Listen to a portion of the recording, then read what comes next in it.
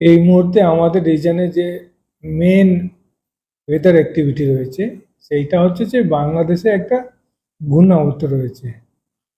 এই ঘূর্ণাবর্তের জন্য আমাদের রিজনে কিন্তু গোটা ইস্টার্ন ইন্ডিয়াতে উইন্ডগুলো কিন্তু সাউথ সাউদার্লি থেকে ইস্টার্লি পর্যন্ত অনেকটাই আছে। ফলে ময়েশ্চার আমাদের রিজনে কিছু না কিছু ঢুকছে। নর্থ ওয়েস্টার্লি উইন্ড অনেকটা কিন্তু কমে গেছে, অলমোস্ট নাই। যদি এই পিকচারটা দেখেন, বেসিক্যালি উইন্ডগুলো হচ্ছে নর্দার্লি, নর্থ ইস্টার্লি।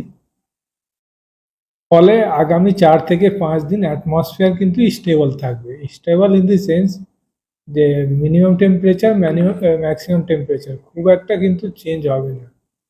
আমরা কলকাতাতে বিশেষ করে এক্সপেক্ট করছি যে 17 ডিগ্রি মিনিমাম আর ম্যাক্সিমাম ওই 26 থেকে 27 ডিগ্রির কাছাকাছি কিন্তু থাকবে আগামী 4 দিন এক্সপেক্টেড। 31 অব্দি 17, 2 তারিখ থেকে চান্সেস রয়েছে যে হয়তো তাপমাত্রা মিনিমাম টেম্পারেচার গ্রাজুয়ালি হয়তো একটু নামার টেন্ডেন্সি থাকবে। 4 তারিখ 5 তারিখ পর্যন্ত হয়তো আবার 15-র নিচে যাওয়ার একটা টেন্ডেন্সি থাকে, কিন্তু বৃষ্টির কোনো চান্স নাই। বোথ নর্থ বেঙ্গল আর সাউথ বেঙ্গলে ওয়েদার কিন্তু ড্রাই থাকবে। আদারওয়াইজ আমরা যদি বলতে পারি যে উইন্টার কিন্তু প্লেজেন্ট থাকবে এখন কয়েকদিন, জাঁকিয়ে শীত এই বছরে আর চান্সেস নাই।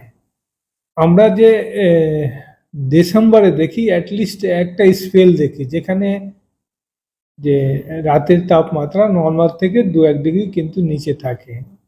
তবে একটা স্পেল কিন্তু আমরা অলরেডি দেখি। আমরা গোটা উইন্টারে কিভাবে দেখি, 2 বা 3টে স্পেল থাকে ভালো, এখানে তাপমাত্রা নর্মাল থেকে অনেকটা নিচে চলে যায়।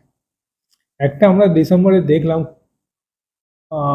জানুয়ারি গোটাটাই কিন্তু আমাদের কাছে এখনো রয়েছে এক্সপেক্টেড, যেটা বলছি যে তাপমাত্রা কিন্তু ফল করার টেন্ডেন্সি থাকবে 2 জানুয়ারি থেকে। হয়তো স্পেল আসতে পারে, কিন্তু আমাদের শীত এইরকমই হয়, কন্টিনিউয়াসলি থাকে না। একবার নর্মাল থেকে নিচে যায় আবার উঠে যায়।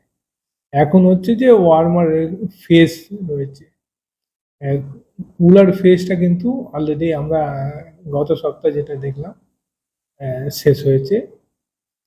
হোপফুলি দুটো দুটো স্পেল কিন্তু আমরা আরো উইন্টারে কিন্তু দেখবো।